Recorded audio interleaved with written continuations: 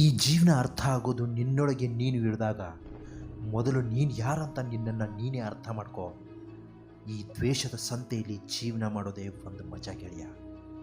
ಜೀವನದಲ್ಲಿ ಪ್ರೀತಿ, ಸ್ನೇಹ, ಬಂಧು ಬಳಗ ಎಲ್ಲ ಬರೀ ನಿನ್ನ ಯೋಚನೆ ಅಷ್ಟೇ. ನೀನು ನಮ್ಮವರು ಅಂತ ಮಾತಲ್ಲಿ ಯಾರು ಬೇಕಾದರೂ ಹೇಳ್ತಾರೆ, ಆದರೆ ಕಷ್ಟ ಬಂದಾಗಲೇ ಗೊತ್ತಾಗೋದು ನಿಜವಾಗ್ಲೂ ನಿನ್ನ ಜೊತೆ ಇರೋದು ಯಾರು ಅಂತ. ನಿನ್ನವರು ಅಂದ್ಕೊಂಡು ಹೋದಷ್ಟು ನೋವು ಜಾಸ್ತಿ. ನಿನ್ನ ಪಾಡಿಗೆ ನೀನಿದ್ದಷ್ಟು ನಿನಗೆ ನೆಮ್ಮದಿ ಜಾಸ್ತಿ. ಗೆಲ್ತೀನಿ ಅಂತ ಬಂದವನು ಸೋಲೋದಕ್ಕೂ ಸಿದ್ಧನಾಗಿರಬೇಕು. ಸೋತರು ಮತ್ತೆ ಗೆಲ್ತೀನಿ ಅನ್ನೋ ಛಲ ನಿನ್ನಲ್ಲಿರಬೇಕು.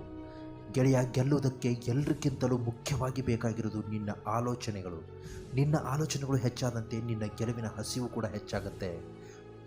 ಸೂರ್ಯನ ಕಿರಣಗಳು ಕೊಳಕು ಇರೋ ಜಾಗಕ್ಕೂ ಹೋಗುತ್ತೆ, ಆದರೆ ಅದು ಕೊಳಕಾಗೋದಿಲ್ಲ. ಬದುಕಲ್ಲಿ ನೀನು ಸೂರ್ಯನ ಕಿರಣದಂತೆ ಆಗಬೇಕು. ನೀನು ಯಾವ ಜಾಗಕ್ಕೆ ಹೋದರೂ ನೀನು ನೀನಾಗೇ ಇರಬೇಕು, ವಿನಃ ಕೊಳಕಾಗಬಾರ್ದು. ಕಲ್ಲಿಗೆ ಒಂದು ಸುಂದರವಾದ ಆಕಾರ ಬರಬೇಕು ಅಂದರೆ ಅದಕ್ಕೆ ಉಳಿಪೆಟ್ಟು ಬೀಳಲೇಬೇಕು ಗೆಳೆಯ.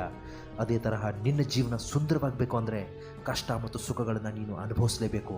ಯಾರ ಹತ್ರನೂ ನೀನು ಕೈ ಚಾಚಬೇಡ, ಯಾರಿಗೋಸ್ಕರನೂ ಕಾಯಬೇಡ. ನಿನ್ನ ಕೈಯಲ್ಲಿ ದೊಡ್ಡ ದೊಡ್ಡ ಕೆಲಸಗಳನ್ನು ಮಾಡೋದಕ್ಕೆ ಆಗದೇ ಇದ್ದರೂ ಪರವಾಗಿಲ್ಲ. ಸಣ್ಣ ಸಣ್ಣ ಕೆಲಸಗಳನ್ನೇ ದೊಡ್ಡ ರೀತಿಯಲ್ಲಿ ಮಾಡು, ಆದರೆ ಯಾರಿಗೂ ಗುಲಾಮನಾಗಿ ಬದುಕಬೇಡ. ಯಾರ ಕಾಲು ಹಿಡಿದು ಬದುಕಬೇಡ.